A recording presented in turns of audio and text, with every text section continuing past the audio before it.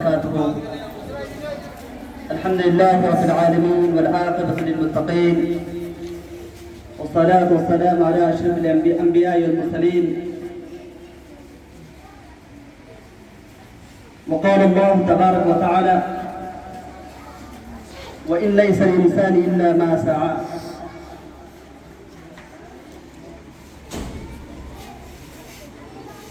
اس مدرسہ کے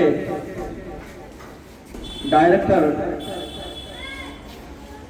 فضیلت الشیخ جناب مولانا غیاث الدین الریاضی کے ماتحت یہ پروگرام تقریبی پروگرام جو عزیز بچیوں کے سامنے جامعہ اسماء بنت ابی بکر صدیق کے چہچہاتے ان بلبلوں کے سامنے میں چند بات عرض کروں گا. کسی شاعر نے کہا تھا: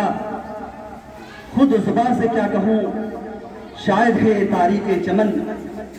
آج بھی میرے لہو سے ہے چمن کی آبرو. عزیز بچیوں، یہ ہندوستان جو آج سے 424 سال پہلے اس ہندوستان، یہ سونے کی چڑیا کہی جانے والی ہندوستان میں سب سے پہلے جب انگریز استعمار داخل ہوتا ہے، ان کا مقصد، جس مقصد سے وہ آئے تھے، شاید اس مقصد میں وہ 100 سال کے بعد ان کو کامیابی ملی. وہ سب سے پہلے قدم یہاں بزنس کی وجہ سے گجرات میں تشریف لائے اور بنگال میں بھی تشریف لائے. لیکن 1760 عیسوی میں انہوں نے ہندوستان کے علاقے اور قصبے میں ان کی پکڑ ہو گئی،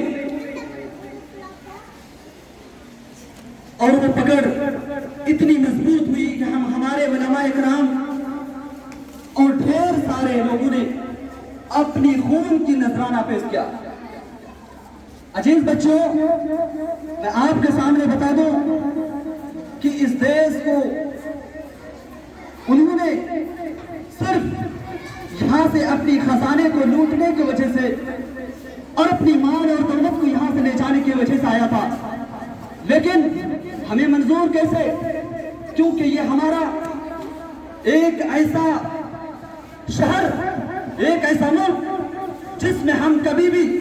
انگریزوں کو برداشت نہیں کر سکتے، جس وجہ سے بعد میں 1757 عیسوی میں نواب سراج الدولہ مرشد آباد کے پالیسی سے اپنی آواز کو بلند کرتے ہیں اور انگریزوں کے خلاف اپنی آواز کو بلند کر کے لڑتے ہیں، گرچہ اس وقت ان کو کامیابی نہیں ہوتی. پھر 1799 میں شیر مسعود ٹیپو سلطان اور اس کے والد محترم حیدر علی اپنی آواز کو بلند کرتے ہیں. اور جیسا کہ آپ کے سامنے ہمارے شیخ نے آپ کے سامنے بتایا کہ اس وقت شیر مسعود ٹیپو سلطان نے اپنی آواز کو بلند کرتے ہوئے امراء کو حکم دیا کہ اب ہمیں انگریزوں کی ان غلامیوں میں رہنے کی ضرورت نہیں ہے، ہمیں لڑنے کی ضرورت ہے. امراء کو حکم دیتے ہیں اور ٹیپو سلطان کہتے ہیں کہ شیر کی ایک دن کی زندگی گیدڑ کی 100 سالہ زندگی سے بہتر ہے. اسی طرح 1803 عیسوی میں میاں عبدالعزیز محدث دہلوی رحمہ اللہ جب اپنی آواز کو بلند کرتے ہوئے دہلی کے ان مسجدوں میں رہ کر اپنی فتوا کو صادر کرتے ہیں اور لوگوں کے خون میں جو ہے ایک الگ رنگ لا کر پوری دنیا میں